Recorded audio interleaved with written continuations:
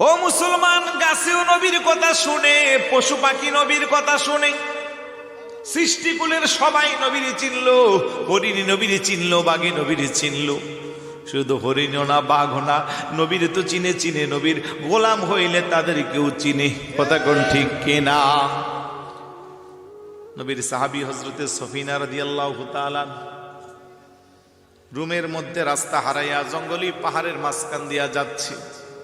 বিষাক্ত ভয়ঙ্কর ভাগ 3 দিনের ক্ষুধা আনিয়া বসে আছে।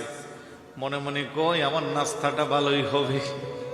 কিন্তু যখন নবীর সাহাবী সামনে গেল, বাঘ আক্রমণ করতে আসলো। হযরতে সফিনা রাদিয়াল্লাহু তাআলা আন ডাকদা বলে, রে বাঘ, তুই আমার সাধারণ কেউ মনে করিস না।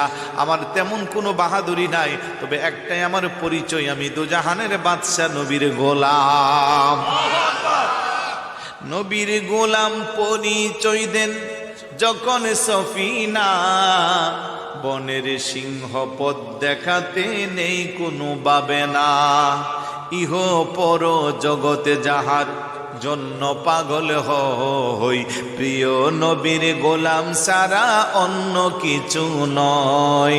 দোজাহানে কি যে হবে আমার পরিচয়, দোজাহানে কি যে হবে আমার পরিচয়।